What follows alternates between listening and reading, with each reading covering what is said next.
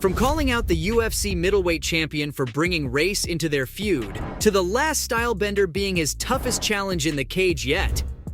Here's why Dricus Du Plessis hates Israel Adesanya.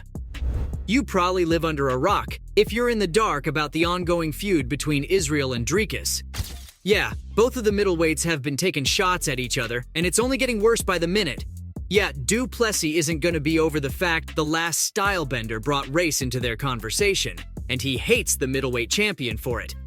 Get this, Du Plessis has been making a lot of buzz in the fight world lately. The crazy part? The South African sensation is unbeaten in the octagon, but he's making more headlines by firing shots at Adesanya than he did by any of his impressive wins. The athlete went on record and said that he wasn't a fan of Israel's narrative. If anything, it made him despise the UFC champion. It came after the last stylebender brought race into question, while these two were going at it with heated words.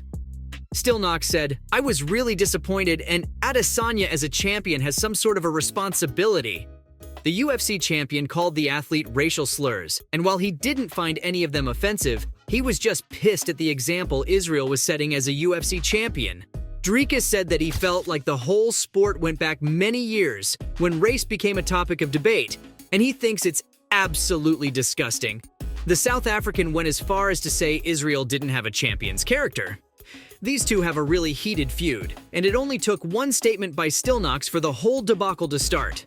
Du Plessis called himself the only true African in the UFC, and it rubbed a lot of African fighters in the promotion the wrong way, including the champion himself, Adesanya.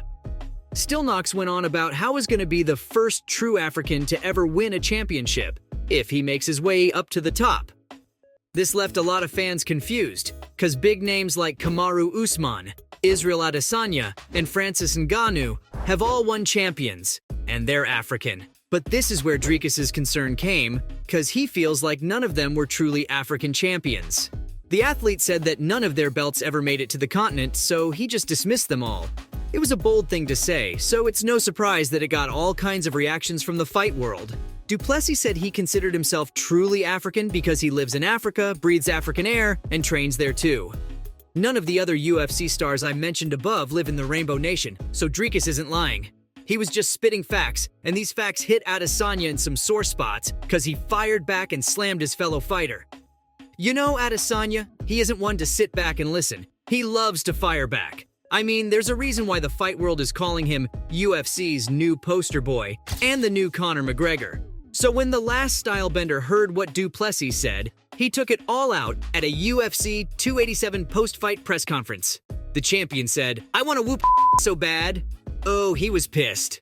Adesanya said that he gotta remind the athlete to choose his words wisely and respect those who came before him and paved the way for him. The last stylebender considers himself truly African, so these comments didn't sit right with him at all. He also wished for Du Plessis to keep winning all his fights because he wanted him to make his way to the top to fight him. Yep, he wasn't kidding when he said he wants to beat the hell out of him. And it turns out it was Izzy's lucky day, because Du Plessis did keep winning. The athlete locked horns with Robert Whittaker at UFC 290, and let's just say he didn't come to play. Yeah, Whittaker gave him the toughest challenge of his career yet, but this guy still managed to come out on top.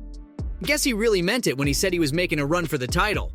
It was a jaw-dropping performance as the South African fighter cracked the Reaper with a straight punch midway through the second round that stunned him and sent him toward the back of the cage.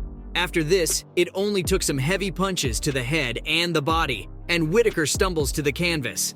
It only took Dricus 2 minutes 23 seconds into the second round to finish his opponent in the cage. It was one hell of a fight, but what happened afterwards stole the spotlight for sure. Yeah, and you know what's better than an epic clash? A heated and fiery face-off, and that's exactly what the crowd at the T-Mobile Arena in Las Vegas got. This one's definitely going to take all questions away for why Dricus truly hates Israel, because who wouldn't hate someone who'd steer away all the spotlight from your epic win? Izzy knew what he was doing when he stormed into the octagon, as Stillnox was enjoying his win. Adesanya walked in shouting, "This is my African brother," before firing him with racial slurs, "You know the N-word and all." The crowd was sent into a frenzy, and many fans couldn't believe what was going down in the octagon. Dricus was quick to tell Izzy that he was 100% African, but definitely not a brother to the champ. He then went on and challenged Israel to a DNA test, and God did Izzy lose his mind. The brawl ended as Dricus walked away from the cage, and his rival kept firing shots at him. As if stealing Dricus's spotlight wasn't enough to boil his blood, Israel went on record and told Joe Rogan that he wasn't going to do some stupid DNA test. He was just going to give Dricus a brutal beating in the octagon to prove it. Which reminds me, it'll be a crime if I don't mention that Izzy also said he was going to beat Dricus until he was black. This was where he really crossed the line, and the fans just lost it. I'm sure you know that Dricus is African, but he's not a man of color like Usman or Ngannou or the champ himself. Izzy said that he never questioned Dricus's nationality, because he knows he's African. While Dricus, on the other hand, he's been dragging the middleweight champ for his multiple nationalities. Izzy has referred to himself as Kiwi, Chinese, and Nigerian, and that sure as hell are a lot of nationalities. As a response, the last stylebender called his rival a product of colonization. He's just mad at the athlete for creating a divide between fighters in the UFC. So he's gonna give him the lesson the old school way. Oh yeah, he's talking to Dana White and making sure he gets the chance to show Dricus that he messed up with the wrong African.